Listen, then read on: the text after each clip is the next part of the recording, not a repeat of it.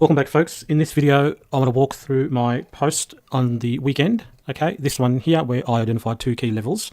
And this is something that you should all be doing over the weekend or when you have free time, which is to study the charts and mark out for your study where you believe is buy-side liquidity and sell-side liquidity, because that's where the market will reach for. Okay, you're going to get better and better at reading price when you do this in advance and see how the market behaves. Okay, and you've got to have a plan, right? You either have a plan or you plan to fail. Okay, you've got to have a game plan for the coming week or the coming day. Okay, so I want to walk through that particular chart. Okay, we have clearly identified buy side liquidity. This was all done over the weekend without the market even open. Okay, and sell side liquidity and how we can use that to frame a trade idea. It all comes down to time, okay, and price. Now let's jump to a 15-minute chart. Okay,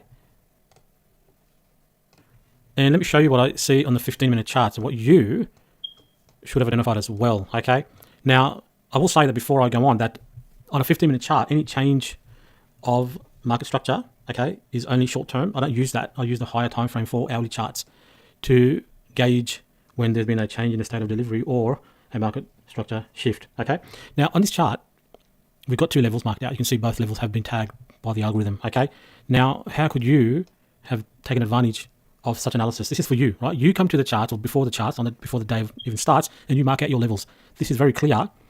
Levels, equal lows at the bottom, equal highs at the top, okay? Or at least buy side liquidity where stops are residing above. This is the high of Friday, okay? There's definitely going to be stops above that level, okay?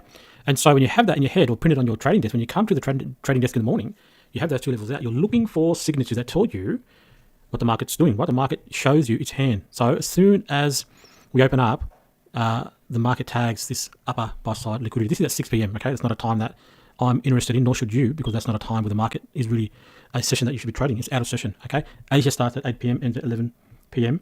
and I'm only interested in the second hour of the session, as I've said. Okay, in particular, 30 minutes into that second hour, which would be 9:30 p.m. for me. Okay, now what do we see here? This is where the market's about to open. You get this pump up. Okay, for the dump. This is the pump for the dump. Now, if the buy side liquidity has been taken, high probability we're now heading down to these equal lows, okay? They've been marked out on a 1-minute chart down here. So on my 15-minute chart, that's that line there, okay? And we don't just immediately short just because buy side has been taken, right? This could just pull back and continued higher. Okay, that's a very shallow run of buy side. So we might get a deeper stop hunt into those levels later on. But what do we see here? These are the exact same patterns that I walked you through in a video that I did earlier, okay? What do you see here? You see 2 up candles, which are your bearish order blocks. You see these 2 down candles inside of that swing low. Consecutive down candles or a single down candle is going to be your bearish breaker. Okay, once you move down, again, same 2 down candles with displacement leaving gaps. Okay, isn't that exactly what we spoke about this morning in my video on that 4-hourly chart? If you haven't seen it already, you should go and watch it, because I talk about this exact repeating pattern where we can determine a change in the state of delivery. Although this is a 15-minute chart, that just means it's short-term bearish.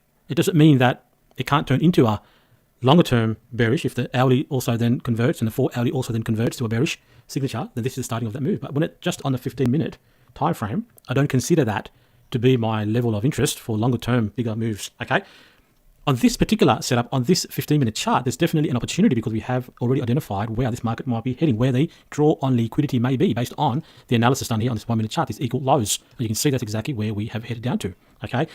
Now this pump up, followed by this displacement and this gap, you can see that the market, this is all before the second hour, right? This candle down here is the 8:30 to 8:45 p.m. candle. So this is all happening before that 9 p.m. candle, before the start of the second hour. What does this second hour do? Pumps up, again, the pump for the dump, pumps up into where? A random level? No, not at all. This is the pumping up into this bearish signature, bearish order blocks, bearish breaker, fair value gap, right?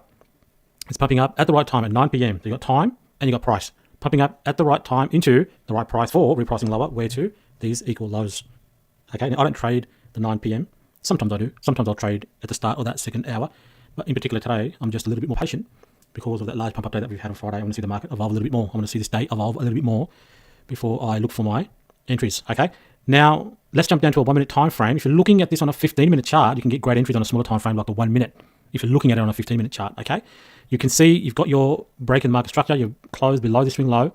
There's your bearish order box. There's your bearish breaker. There's your fair value gap. And now you're just waiting for time. Okay. Now, if I jump down to a 1 minute, this is how you can get really sniper entries, okay? So on a 1-minute chart, at this point in time, you don't have these equal lows taken out yet. They're still there, right? This is your move down with the 2 15-minute candles. This is that candle, the 8:30 to 8:45 p.m. candle that breaks structure, breaks below this swing low, this swing low, this swing low, okay?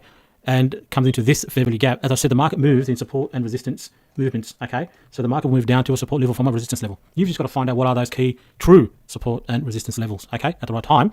Market then, after breaking structure, pumps up, right? What time is it? This is all 9 p.m., the pump for the dump, okay? Going into this fair value gap that was created with that displacement move down, okay? So everything that's happening on that 15-minute higher time frame, then you can also see that on a lower time frame, okay?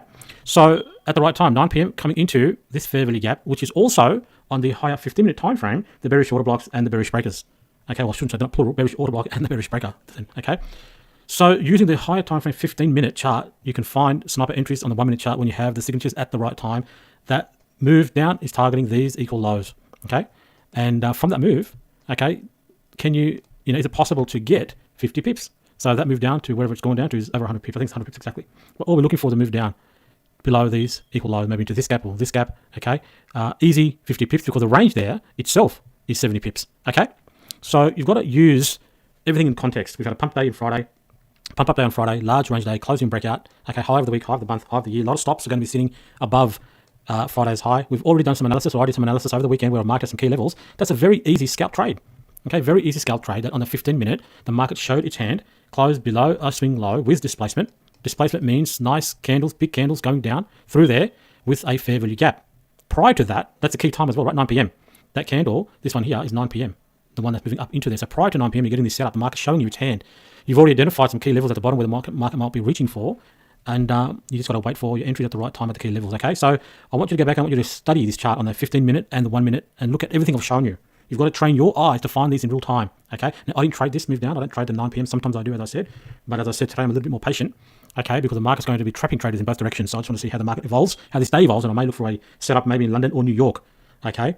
But I am directionally biased to the downside. That doesn't mean the market can't go up. It can still go up. But I'm going to be looking for setups, probably at the high of the day, okay? At these levels, because that's where I feel, that's where the market needs to trap traders long. It's going to try and entice traders to go long, okay, to take out stops that are above these levels, okay? Hope the video is useful. As I said, you've got to go and study the charts, okay? Understand price action. Learn what I'm teaching you in regards to price action, okay? I want to talk with you in a future video.